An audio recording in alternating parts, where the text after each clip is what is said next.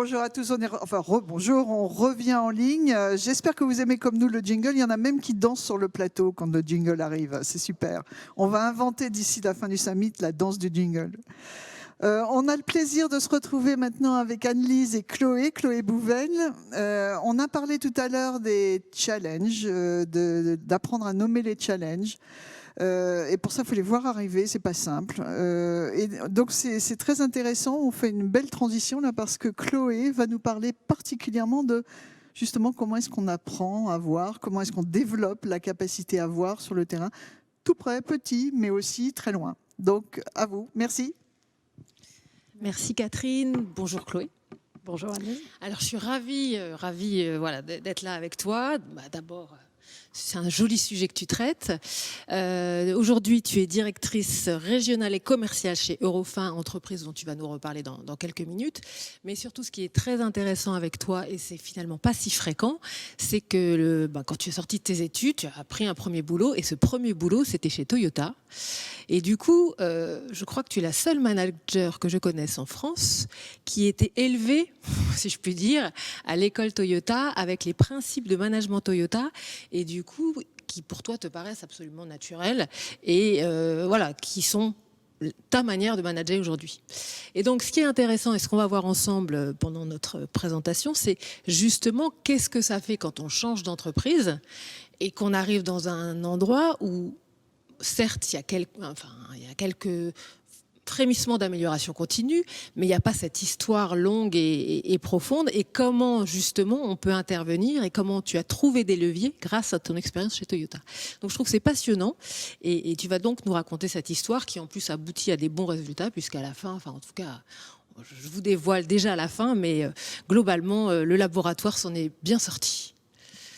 Tout à fait. Donc, effectivement, une arrivée, c'est une question de transition qu'on se pose souvent quand on quitte effectivement une entreprise comme Toyota que j'ai connue en fait en tant que première entreprise, donc vraiment au biberon professionnel. Quand on arrive dans une entreprise autre, j'ai envie de dire normale, déjà les premiers jours, quand on arrive, on n'a pas une formation sur la maison TPS et voilà ce que c'est que le Kaizen, etc. Ce qui veut dire qu'on est du coup aussi pas entouré de personnes à qui on va biberonner ça dès leur arrivée. Et du coup, ça nécessite une certaine adaptation. Mais souvent, quand on pense à l'école Toyota, donc on pense en effet au TPS et aux techniques. Mais ce qui a été peut-être plus la clé de voûte pour moi, c'est on en parle moins, mais il y a quand même vraiment les collaborateurs au cœur du système chez Toyota. Et c'est plus ça qui, pour moi, a été... sans y penser, mais un fil conducteur maintenant avec 3 ans de recul, qui a été la chose qui m'a le plus servi aujourd'hui dans mon mode de fonctionnement. Du coup, pour aujourd'hui travailler chez Eurofins, donc je vais dire quelques mots pour pouvoir... Oui, présente-nous. Voilà, donner des éléments de contexte. Donc c'est une entreprise qui a maintenant 33 ans, qui est née... Ah oui, peut-être qu'on peut mettre la slide. On peut voir la slide, elle y est. Du coup, qui est née à Nantes. Et c'était donc Gilles Martin, qui est toujours le fondateur, qui est toujours à la tête de l'entreprise, qui a fondé son premier laboratoire. Et depuis 1997, l'entreprise a connu une croissance très très forte dans des domaines très vastes de l'analyse. Donc, on dit souvent, Eurofins, c'est l'analyse au service de la vie. Donc, c'est vraiment des analyses très vastes. On parle de l'agroalimentaire, de l'industrie pharmaceutique, du diagnostic clinique, dont on parle beaucoup en ce moment, et des analyses pour l'environnement. Aujourd'hui, c'est plus de 800 laboratoires dans 45 pays, plus de 48 000 collaborateurs. C'est devenu une très grande entreprise. Et donc, pour faire face à cette croissance très forte, il y a quand même des enjeux. La branche dans laquelle j'ai été recrutée, c'est l'environnement. C'était un domaine inconnu pour moi, l'analyse pour le bâtiment. Alors, bon, quel bâtiment? Donc, tout ce qui concerne le bâtiment en général. Donc, on connaît dans notre quotidien les analyses de plomb, de mérules, particulièrement d'amiante. Et c'est ces analyses-là qui vont être très liées à la réglementation avec l'interdiction de l'amiante en 1997. On se retrouve dans une situation de marché où il y a de plus en plus d'analyses. En 2012, on a un goulot. On dit, il n'y a pas assez de laboratoires pour tous les besoins du marché. Et en 2019, la tendance s'inverse. On a du coup une offre qui est supérieure à la demande. Et c'est à ce moment-là que du coup, il y a une nécessité d'adaptation encore plus forte des laboratoires. puisque le marché n'arrive plus, on ne court plus après la croissance des laboratoires, mais on doit vraiment aller chercher un marché qui, du coup, est un peu plus confortable maintenant pour choisir son laboratoire. Et donc, c'est à ce moment-là que tu arrives chez Eurofins. Voilà. Et du coup, quelle est la mission qu'on te confie? Et sachant qu'on est venu te chercher justement aussi pour tes compétences en ligne, donc c'est là-dessus, en tout cas, qu'on compte sur toi pour mener ta mission, en partie, j'imagine. Tout à fait. Alors la mission, donc j'arrive en responsable de production du laboratoire d'Hénin-Beaumont dans le nord de la France. La première question qui se pose et qu'on se pose, c'est est-ce qu'on peut redresser la situation? Donc il y a effectivement un laboratoire historique avec des fortes compétences ancrées, mais qui a vraiment des grosses difficultés de suivi dans la façon d'analyser dans la production, de façon générale, la tenue des délais, ce genre de choses. Et la question, c'est est-ce qu'on est capable de redresser la situation, tout simplement. Et le premier constat le plus fort pour moi, et qui est peut-être le plus étrange, c'est que je ne vois rien. J'appuie sur la présentation, mais c'est vraiment le sentiment que j'ai eu. C'est de rien voir. C'est ce que ton aveugle, c'est mon aveugle au sein du labyrinthe représente, cette incapacité à voir quoi que ce soit. Oui, alors les autres voient quand même des choses, hein, mais du coup on sait que là il y a vraiment l'échantillon de ce client, qu'il y a telle attente derrière. Donc en vue très détaillée, quand on demande une information précise, on l'a toujours. Il y a aussi des réunions. Enfin, on se réunit, on voit l'avancée, mais souvent on parle des résultats quand même plutôt de la veille. On fait aussi un point sur la semaine d'avant, mais en fait au cours de la journée, savoir où on en est. Est-ce qu'on est en train de faire une bonne journée? Est-ce qu'on est en train de répondre à l'attente de nos clients aujourd'hui? C'est quelque chose qui, en vue globale, est très difficile pour moi, en tout cas, à percevoir, parce que je viens d'un monde où, pour réussir à travailler, j'ai des problèmes rendus visibles et on est là pour créer le tempo, faire en sorte que les problèmes soient résolus. Mais quand rien n'apparaît, c'est du coup une problématique à laquelle j'avais jamais fait face jusque-là. Ouais. Est-ce que tu t'attendais à ça en arrivant ou est-ce que tu t'es surprise? Alors, je m'attendais à ce que les résolutions de problèmes, ce soit pas quelque chose de peut-être d'aussi inné, mais je m'attendais peut-être pas à ce qu'il y ait une telle énergie dépensée sans réel progrès, parce que les équipes sont très très investies et dépensent beaucoup d'énergie sans que ça fonctionne. Et c'est à ce décalage-là, je m'attendais peut-être pas à ça en arrivant. Bon, alors on se dit, globalement, tu as été bien formé, tu vas savoir faire ou savoir quoi faire face à cette situation. Alors, j'aimerais dire que c'était très facile et que je savais tout de suite quoi faire. Et pas du tout. Non, vraiment, j'ai pas eu de plan en me disant ah, ok, alors c'est ça le plus important, il y a le Pareto, le 1, le 2, le 3, super. Non, pas du tout. Il y avait énormément de choses apparentes, mais savoir trier là-dedans, qu'est-ce qui est le plus important, c'est pas évident, même enfin pour tout le monde, pour moi y compris. Donc là, j'ai plutôt fonctionné par opportunité. Il y avait des sujets, quelqu'un, la compétence, le temps. Ok, bah, même si c'est pas la priorité du moment et que tu peux faire ce sujet-là, on le traite et on avance. Et la chose qui m'a permis vraiment de m'asseoir et de commencer à avancer, je suis revenue aux bases de ce que j'avais appris, c'est-à-dire que je me suis formée à la ligne analytique, je me suis formée aux process les uns après les autres, comme j'avais pu le faire en arrivant à l'usine finalement. Et là, on voit qu'il y a quand même beaucoup de petits cailloux dans les chaussures, beaucoup de petits problèmes non résolus. Et en parallèle, pas forcément beaucoup de sens donné à tout ce qu'on est en train de faire au quotidien. Donc c'est aussi en te penchant sur les problèmes des collaborateurs, enfin très directement, et ce qui les empêche de bien bosser, en essayant de commencer à enlever les petits cailloux, que tu as su, que tu es rentré dans le sujet en tout cas. Oui. Là, réellement, c'est une question d'arriver, en effet, à visualiser les petits cailloux. Ouais. Et ça, c'est pas évident dans un environnement qui nous fait pas encore confiance. Donc, c'est vraiment réussir à faire en sorte que les personnes nous fassent confiance pour qu'ils puissent évoquer les sujets qui les gênent. Il y a des choses qu'on voit quand on se forme. Du coup, c'est des choses très simples, mais je vais au poste d'enregistrement des échantillons. On reçoit un bon de commande. On le scanne et on doit faire une photocopie. Parce que le scan, il ne marche pas bien en recto verso, donc on fait d'abord la photocopie pour pouvoir le scanner. Et en plus, on fait une autre photocopie parce qu'une fois, on a oublié où ils étaient, les bons de commande, donc on fait toujours un double. Bon, donc 3 opérations. Ouais. Donc ça fait quand même 3 opérations pour de l'archivage, parce qu'on doit archiver les bons de commande. Alors, sachant qu'on a déjà recopié tout dans les systèmes informatiques. Bon, ça, c'est des choses qu'on arrive quand même à voir, même si effectivement, ceux qui le font le voient plus toujours. Et il y a aussi qu'on est quand même dans un environnement avec des gens derrière un microscope, on ne peut pas voir tout ce qu'ils voient. Et du coup, on a besoin qu'ils puissent remonter les problèmes. Et ils me disent, Chloé, t'es gentille, mais on a déjà remonté plein de fois les problèmes et ça marche pas. Donc rien ne change. On est venu me dire qu'il fallait mettre un petit scotch pour poser ma pince, mais à part ça, il ne s'est pas passé grand-chose. Bon, okay. Donc leur interprétation du lean, c'est un petit scotch carré pour poser leur pince. Donc déjà, c'est effectivement pas tout à fait l'image que je m'en faisais. Et encore une fois, au fur et à mesure, c'est leur montrer qu'on arrive à faire une chose, puis une autre. Et là, on arrive globalement à rebâtir du sens.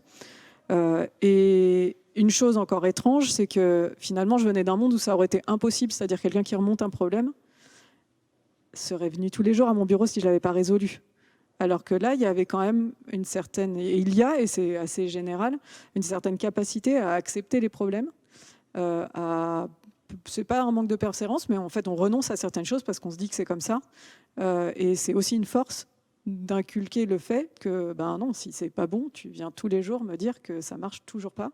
Et ça sera ma priorité du moment, même si j'ai l'air très occupée. On me dit, mais t'es occupée. Oui, mais peu importe, ça reste un sujet. Si c'est pas résolu, il faut revenir me voir. Et donc ça, encore une fois, c'était quelque chose que j'avais pas besoin de faire avant, parce que si ça marchait pas, on venait nous le dire sans problème. Alors que là, on peut vivre et découvrir 2 mois après que en fait, ça marchait pas. Mais donc il faut vraiment s'attacher à aller profondément voir les choses et que les personnes se l'approprient. Et du coup, réussir à donner du sens. Et du coup, comment tu as fait ça concrètement ? Alors, donner du sens, ça passe par plein de petites choses, mais c'était globalement beaucoup travaillé sur l'appropriation. Donc, c'est des rituels de communication, rendre visibles les flux. Ça contribue à donner du sens. On sait où on en est dans la journée, dans la semaine. On sait où on en est dans le mois. Il y a aussi donner du sens en mettant le sens du client quand il a passé cette commande, son intention, en invitant les clients, en faisant des tours de laboratoire et les techniciens présentent leur métier, ça contribue aussi. Mais ça passe aussi par des choses qu'on ne voit plus en tant que manager, ou enfin, on les voit, mais on ne les perçoit pas toujours jusqu'au bout. Un exemple, c'est peut-être l'accord d'intéressement. Aujourd'hui, on avait une situation, si elle progresse, on doit avoir un accord qui donne plus aux salariés. C'est aussi ce genre de choses où le sens doit être vraiment construit dans tous nos systèmes, de façon à ce que quand on demande d'aller dans une direction, on n'ait pas de message contradictoire tout au long de la chaîne managériale. Oui, donc c'est vraiment donner cette visibilité de l'activité et du retour aux collaborateurs sur, vous voyez, vous avez bien progressé et du coup, on vous remercie d'une manière ou d'une autre sur votre contribution active sur le domaine. Donc, globalement, si j'ai bien compris, au bout d'1 an, cette situation a quand même permis de faire évoluer assez grandement les résultats du labo, qui étaient en plus menacés avant que tu n'arrives, en tout cas qui étaient en situation difficile et du coup qui n'étaient pas encore... enfin voilà, on se demandait un peu quel était peut-être son avenir. Et là, au bout d'1 an, tout ça, ça a fini par payer. Alors ça paye, on peut parler de plein de choses pour montrer le progrès, mais j'ai plutôt envie de parler de la satisfaction client. C'est une mesure qu'on fait tous les ans et qui avait d'excellents résultats dans le réseau. C'est bien sûr les volumes du coup aussi, ce qu'on reçoit, donc de plus en plus de clients contents, c'est la productivité, c'est la qualité, enfin, c'est un certain nombre de choses où globalement tout progresse, mais surtout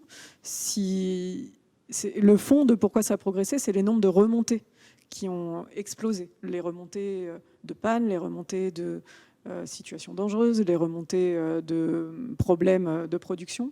Et ça, du coup, on foisonne sous ces remontées-là tous les jours. Et c'est du coup surtout la réussite de l'appropriation par les salariés de leur outil de travail. Activité, et là, etc. une fois qu'on voit ça, ça permet de créer une boucle vertueuse qui permet de s'adapter beaucoup plus vite.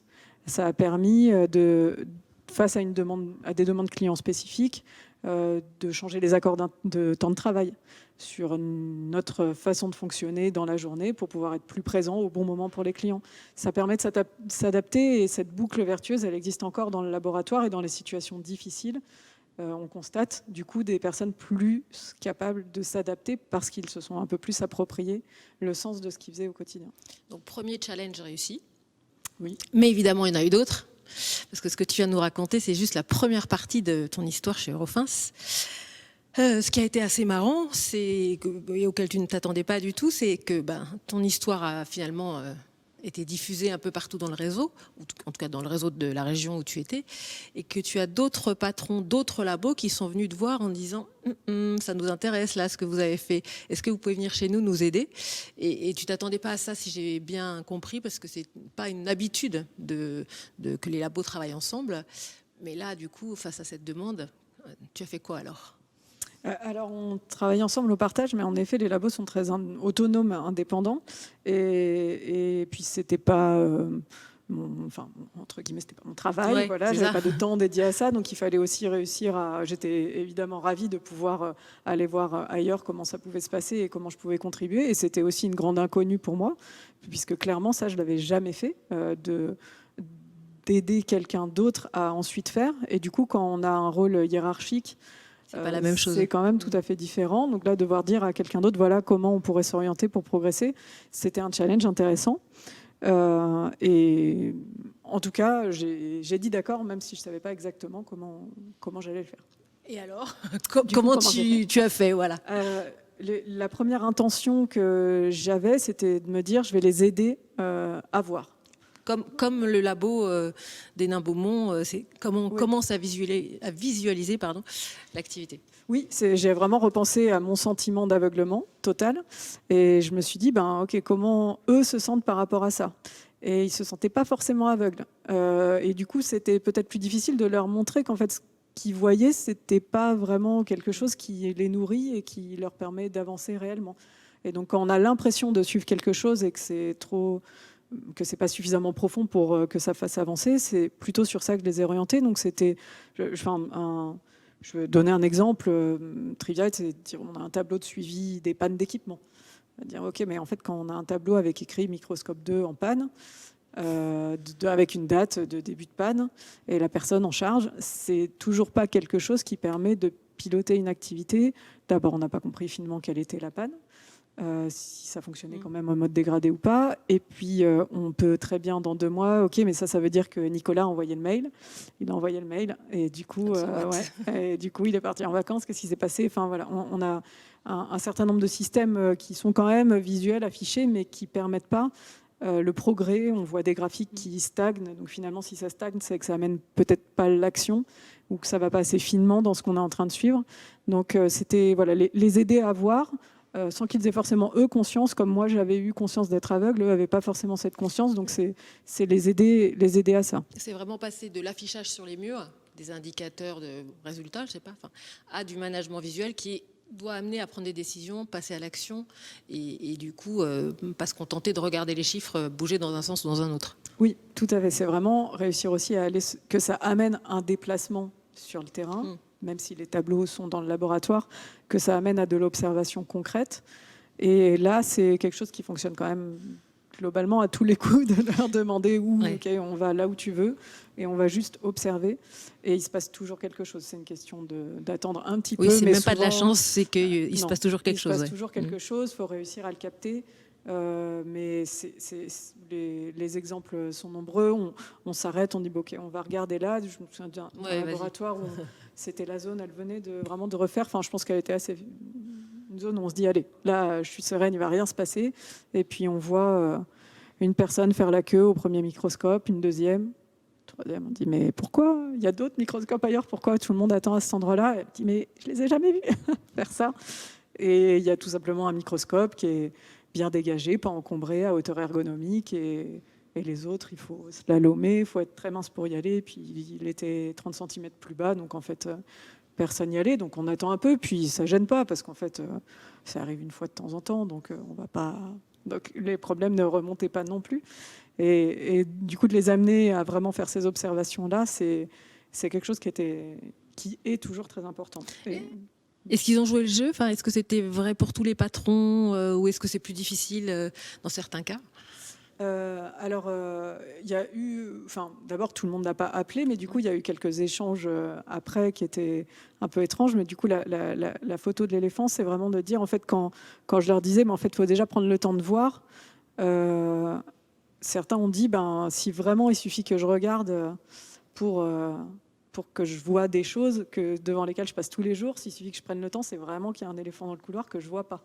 Et du coup, d'autres que j'avais peut-être un peu plus accompagnés ont dit, mais il y avait un éléphant dans le couloir et je ne le voyais pas. Donc tu peux faire confiance qu'il y a des éléphants dans les couloirs. Alors, d'abord, peut-être, c'est quoi le secret pour voir l'éléphant? C'est toujours cette question de visualiser, mais c'est peut-être voilà, comment tu les as aidés?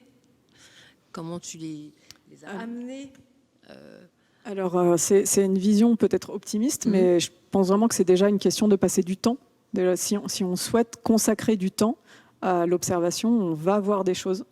Mais c'est autre chose que de faire son quotidien. C'est vraiment un moment dédié dans lequel on va aller observer. sur le Gemba. C'est ça. C'est ce dont nous parlait Boris ce matin. Alors, tu n'y étais pas là, mais c'est comment on planifie ces temps-là, finalement, dans son agenda.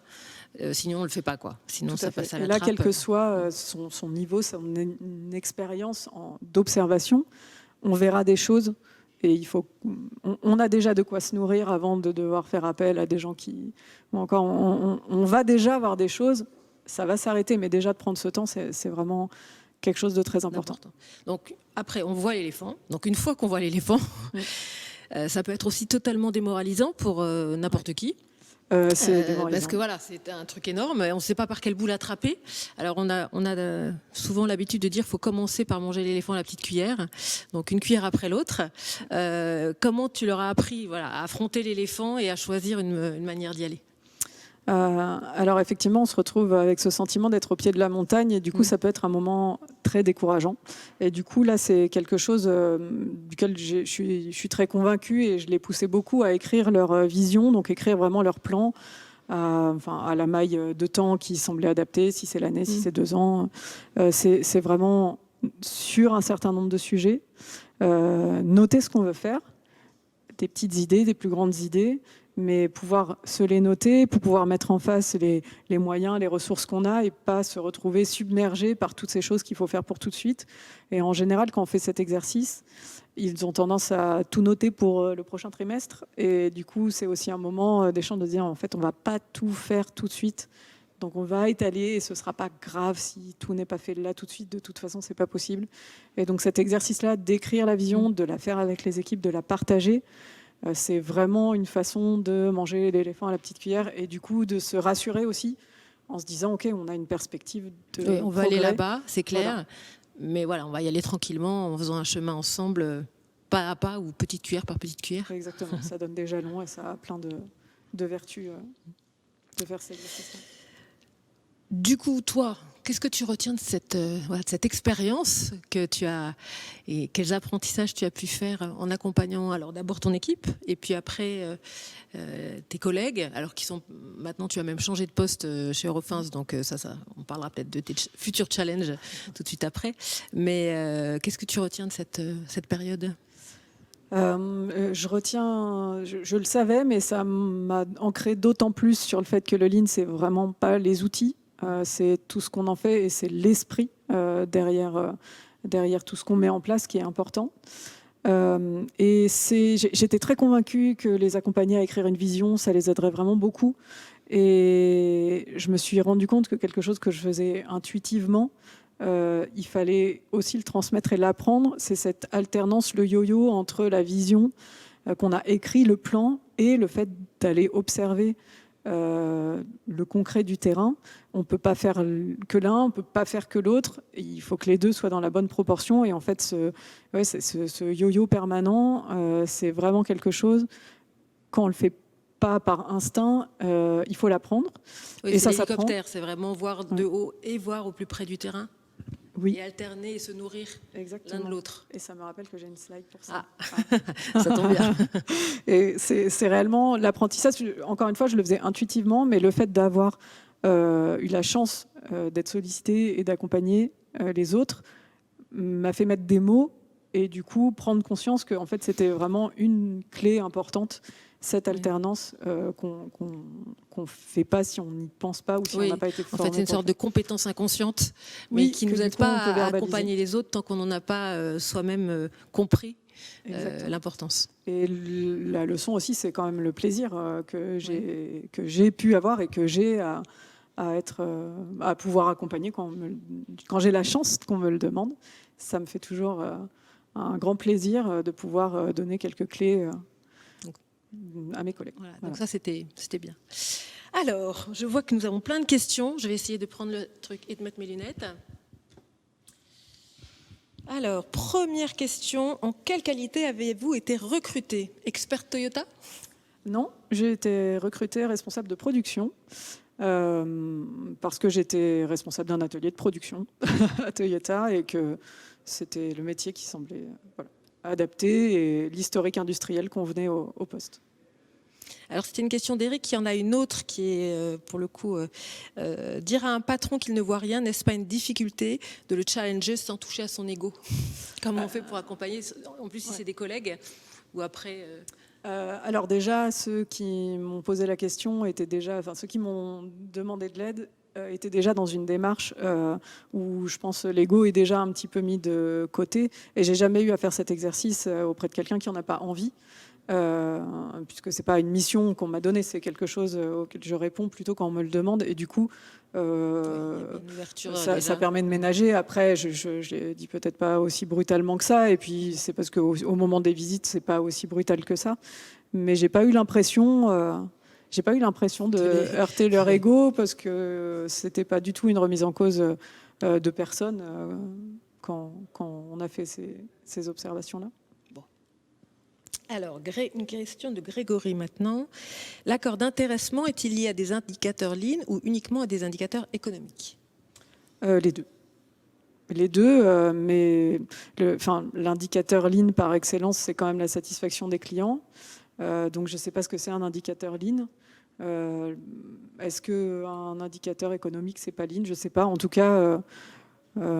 les indicateurs étaient ce que j'imagine être des choses lean. Donc on va parler de satisfaction client, de production, de volume. On parle aussi de résultats financiers, mais au final, tout ça est très très lié. Et on parle aussi de sécurité, enfin de remontée, qui en tant que telle n'apporte pas de résultats financiers.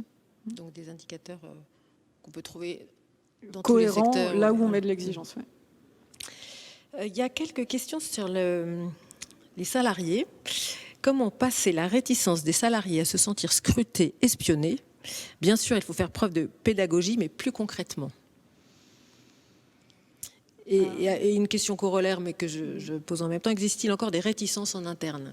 Alors, est-ce que c'est de la part des collaborateurs ou des équipes ou des managers ou plus du tout, nulle part?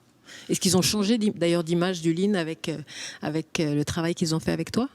Alors, le réseau est très décentralisé, donc dire qu'il n'y a plus de résistance nulle part, c'est probablement totalement utopique. Mais chez les collaborateurs, les techniciens qu'on observe, il y a bien sûr toujours de la réticence au changement. C'est globalement des personnes à qui on n'a pas inculqué la polyvalence. Enfin, ils ont vraiment une compétence pointue et ont tendance à faire vraiment la même mission toute la journée ou toute l'année.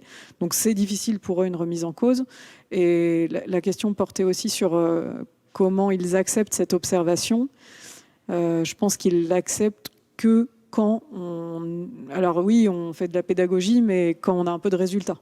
C'est-à-dire que quand ils finissent par nous lâcher un sujet, qui est souvent pas le plus facile au début, et ils nous le donnent un petit peu en test, celui-là, faut quand même réussir. Celui-là, faut le réussir. Oui. Ce qui est un peu la réponse, enfin pas la réponse, mais c'est dans la même veine que la question suivante, qui est: est-ce que la confiance dépend de la maîtrise de sa technique ou de son attitude face aux collaborateurs? Donc là, c'est bien, j'écoute ton problème, je montre que je le prends en charge sérieusement et qu'il est important pour moi. Donc c'est plus une question d'attitude. Oui, parce que techniquement, enfin, j'ai toujours pas, même en ayant fait une formation encadrant, j'ai clairement pas la prétention de savoir reconnaître de l'amiante en microscopie électronique. Enfin, voilà, il y a vraiment des choses. Les techniciens, les experts, j'incarne pas les experts. Il y a en effet l'attitude et l'attitude au quotidien, même sur des petites choses. Faire en sorte que si je sais pas, des chaussures sont pas à sa taille. Enfin, c'est l'image que je donne souvent parce que c'est celle que je reprends de Toyota. Mais s'il y a un problème qui est plus lié au confort, mais ça peut même être une journée de congé ou voilà, j'ai pas assez de blouse. Il faut que ça devienne la priorité de la journée parce que c'est aussi montrer à travers la résolution de ces petits problèmes le respect qu'on a pour la personne. On comprend qu'il y a un inconfort. de ne pas connaître son planning, de ne pas connaître sa journée, de ne pas pouvoir planifier ses vacances. Cette confiance se nourrit pas uniquement des résolutions de problèmes pratico-pratiques du poste de travail. Bien sûr. Avant de passer à une question suivante, je me rappelle d'une anecdote que tu m'as racontée qui est quand même assez caractéristique, qui est, en fait, tu ne savais pas si tu faisais du lean ou si tu ne faisais pas du lean quand tu travaillais chez Toyota. Et du coup, en arrivant chez Eurofins, tu t'es demandé, mais est-ce qu'on parle bien de la même chose ? Et j'ai fait la formation Lean Eurofins pour aussi comprendre qu'est-ce qu'on mettait derrière ce mot-là. Je l'ai raconté quelques fois. J'ai acheté des bouquins pour comprendre ce que c'est le Lean. Tant tout le monde me parlait en me disant mais tu dois être une super experte du Lean. Mais c'est quoi ? Du coup, j'ai oublié ta question. C'était juste l'anecdote. Oui, c'est vrai. Pour, pardon, mais du coup, oui, chez Eurofins. Oui. Voilà, donc aujourd'hui, c'est différent. Je ne sais même pas si tu leur parles Lean ou si tu leur parles amélioration continue ou TPS ou simplement de leur activité. De rien de tout ça. Ouais, je crois que j'ai l'impression de parler de rien de tout ça, mais d'avancer dans ce sens-là. Et c'est quand on fait ces exercices de présentation que du coup, on se dit, on raconte un tout petit peu plus en format d'histoire ce qu'on a fait, mais je crois que je vais me faire rouspéter par Michael s'il est là-bas, mais je parle jamais j'emploie très peu le mot lean parce que j'ai pas le sentiment de faire du lean, j'ai le sentiment que c'est comme ça qu'on travaille et du coup on avance et qu'il n'y a pas d'autre façon de faire en fait qui amène les bons résultats. Alexandre qui nous pose la question quant à lui de comment la dynamique de suggestion continue de se développer. Y a-t-il eu des plantades ? Je n'ai pas en tête d'exemple de plantade. Ça se développe avec un système où on le valorise, c'est-à-dire qu'on en parle, on communique, on remercie, on félicite et surtout on arrive à suivre la cadence des remontées, on continue à mettre en place pour pas que ça s'essouffle. Le risque, c'est de plus avoir le rythme de mise en place. S'il y a peut-être eu des moments de ralentissement qu'en fait on n'arrivait plus à résoudre assez vite et que les remontées s'entassaient. C'est l'enjeu à chaque fois, c'est comment c'est l'enjeu, mais on du s'arrête coup, pas. Oui, c'est ça le risque. Je peux pas dire qu'on a réussi à le surmonter, mais le risque en effet, c'est quand il y a des moments de creux, quand 2 semaines de suite on est un peu submergé. C'est des petites structures, donc s'il manque 1 ou 2 personnes, c'est vite problématique. Ensuite, avez-vous dédié du temps aux salariés pour qu'ils solutionnent leurs problèmes ou leur avez-vous expliqué la résolution de problèmes ? Tout ceci a été atteint en combien de temps ? C'est vrai que c'est un vrai sujet. C'est est-ce qu'on forme les gens à la résolution de problèmes ? Est-ce que tu les as coachés même dans ton équipe, ou enfin accompagnés avec de la méthodologie ? Est-ce qu'ils avaient des formations en interne ? Je vais décevoir la personne qui a posé la question, mais Jérôme. Je pense que je vais décevoir Jérôme. Je pense qu'on n'en était pas là. En fait, c'est une des premières choses que j'ai faites, c'est de les former à la méthode de résolution de problèmes et à leur faire écrire chaque chef d'équipe avait son sujet et tout, et ça n'a pas marché.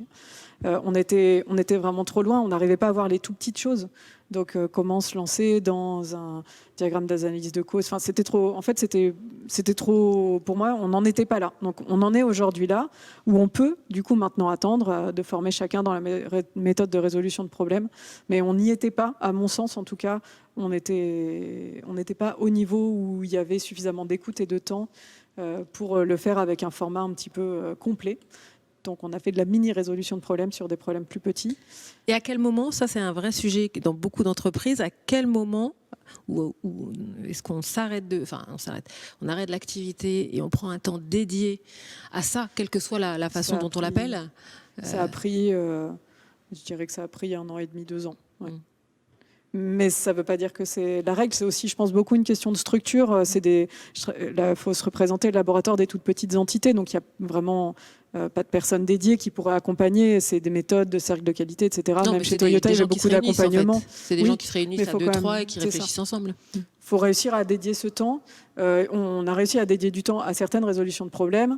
Mais bon, après, c'est peut-être que j'ai en tête des méthodes un peu sophistiquées. Mais on a réussi à donner du temps aux personnes pour s'impliquer. Mais pas avec des vraies méthodes de résolution de problèmes structurées. Mais déjà le temps. On peut en avoir. Mais on donne du temps.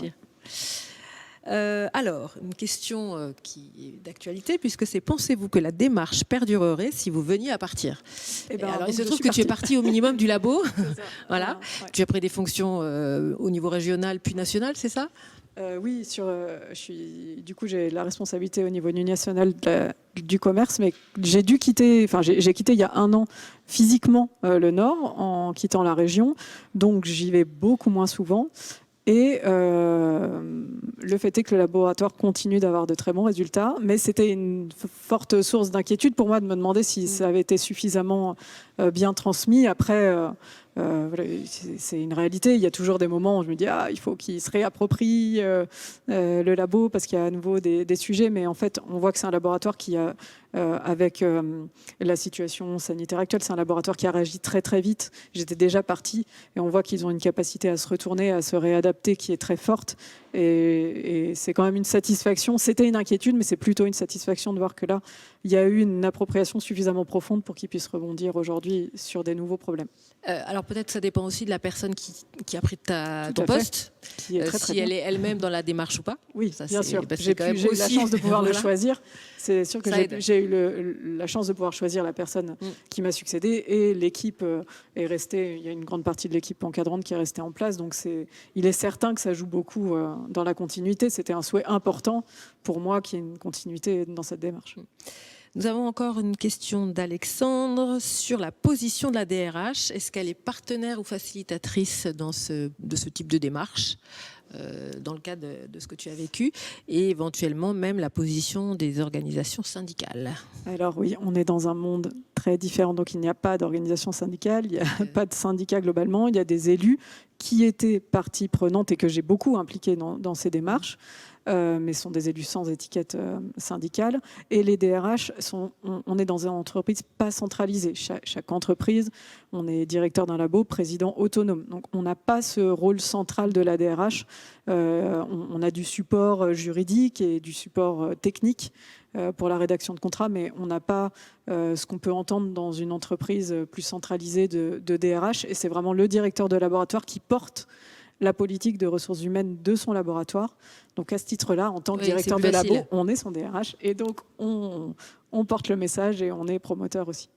Peut-être juste une petite question qui est peut-être là, mais qui est quid de la crise du Covid? Est-ce que les mouvements que vous aviez, la dynamique que vous aviez engagée vous a permis d'être plus réactif? Est-ce que ça n'a rien changé? Comment vous avez vécu ça au niveau du laboratoire?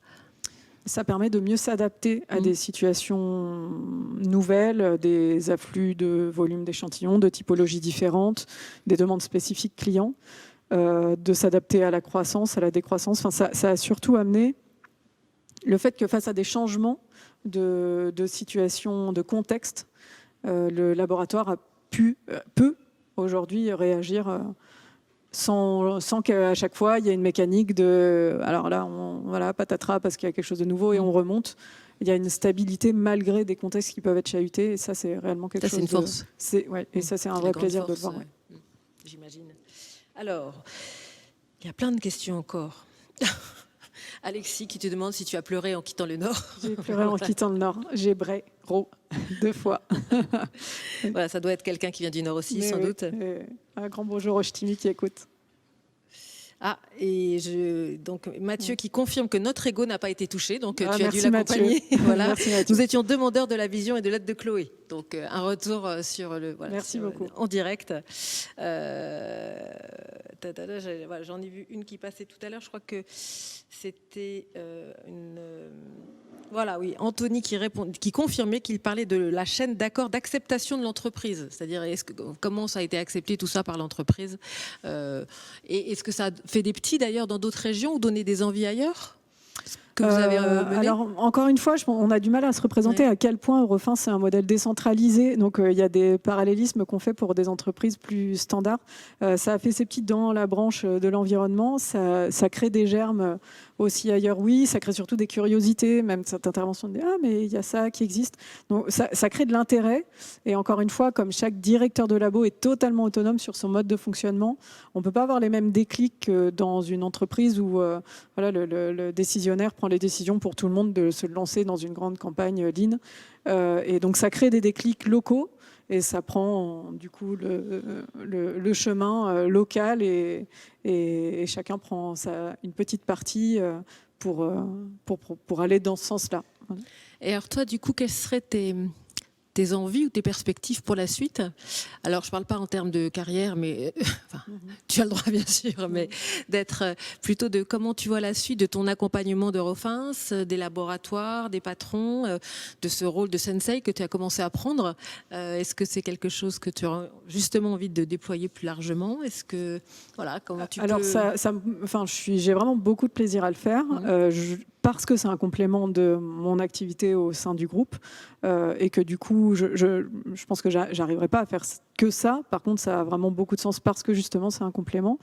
J'espère qu'on va continuer à me solliciter. Si c'est plus le cas, mes journées sont remplies d'une autre façon, mais j'ai pas forcément imaginé quelque chose derrière, à part aujourd'hui continuer à répondre aux sollicitations, mais il y en a encore eu des différentes tout récemment, et donc j'ai l'impression que ça va continuer à se nourrir et à s'élargir à des... C'était un sous-traitant, enfin peu importe, qui fonctionne dans le réseau du laboratoire, et les demandes continuent à venir un peu au bouche à oreille, et dans ces proportions-là, moi, ça me satisfait pleinement. Voilà. Tu prends et tu les accueilles avec bienveillance, avec beaucoup de curiosité et de plaisir. Ouais. Bon, ça c'est chouette. Parce que voilà, c'est très... Je vois que Catherine va nous rejoindre avec peut-être une dernière question de sa part d'ailleurs. C'était très intéressant à écouter. Moi, ce qui me frappe, il y avait des remarques d'ailleurs sur le fait qu'il y avait beaucoup de filles dans ce summit. N'est-ce pas ? Il faut quand même le saluer, ouais. C'est sympa. Et moi, ce que j'entendais dire au-delà du lean, c'est que cette clarté que tu as dans la vision, dans la façon d'y aller, la façon de manager, que tu n'appelles même plus du lean parce que c'est inhérent chez toi, tu manages comme ça.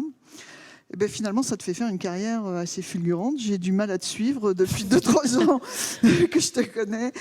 Ça change tous les ans, donc c'est génial. C'est quand même très rassurant sur le fait que quand on a pigé ces approches managériales, ça paye.